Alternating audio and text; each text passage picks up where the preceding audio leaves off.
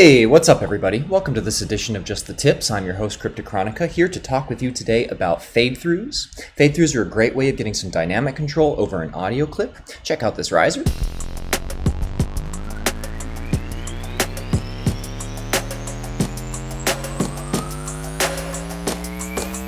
Let me see your bone shake.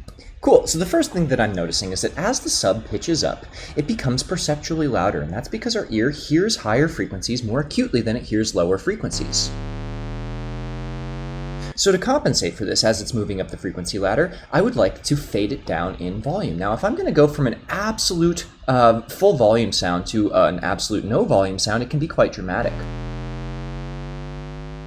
That's not exactly the effect that we're looking for. So this is a perfect instance for a fade-through. A fade-through is when you isolate a bit of the clip and you pull it down to the target volume destination. In this case, let's do about -6 dB. And now I'm going to fade it back through the original audio file. So it's going to go from full volume over here to -6 decibels over the course of this buildup, giving us a nice, smooth, consistent kind of sound. So it's always present. Very useful. Another great way of doing fade-throughs is when you have fade-throughs happening between two separate clips on separate channels. Now in this instance, I have a straight, smooth riser sound and a duplicate riser made from exactly the same sound with a 16th note gated pattern on it. This is a great instance to fade through both of these clips. So I'm going to fade through like this with this one, and with the bottom one I'm going to fade through it in the opposite direction, and now we're going to get a smooth riser slowly transition into a gated staccato rise as it builds up.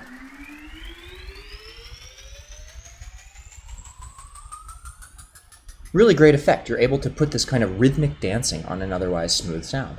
Another very useful instance of fade-throughs is in vocals, particularly as it pertains to de-essing. If we check out this vocal, Let me see your bone shake. I'm noticing that the S's are just poking me right in the eardrum, and if we look at the waveform, we can even see them. They look like these big blocks of static. Right here is "let me see."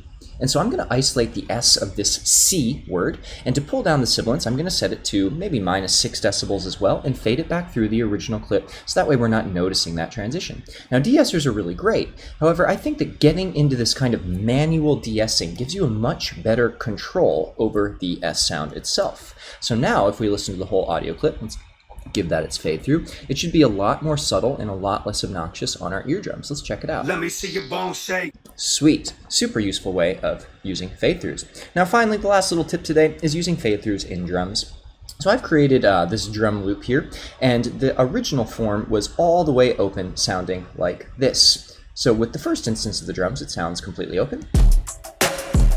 Really big kick, really big snare. And so what I've done with the first iteration of this drum set is I duplicated it out 3 times, and I've set it to one-shot mode, and I'm pulling the first duplicate copy down quite tight to something like 7 or 8 or 9, which is going to give the drums a really concise kind of gated feel. Cool, still there, but just much tighter. And then in the second channel here, I have the same drum set, but pulled to about 45% open, so the gating is not quite as intense. And then on the final drum set down here, it is all the way open at 100% and not even on one-shot mode. And so fading between these 3 drum sets is going to give us this nice kind of steadily opening effect on the whole drum set. Check it out. Now it's a little bit more open, and then all the way open. Cool. There's also a filter cutting out the lows as that's rising. That's why it feels like the drum set's getting further away. So anyway, these are some really great uses of fade-throughs, and I find myself using them all the time. Hopefully you learned something helpful to you today that you can apply to your own music. And without further ado, I suppose we should play into the drop. So let's see where this goes.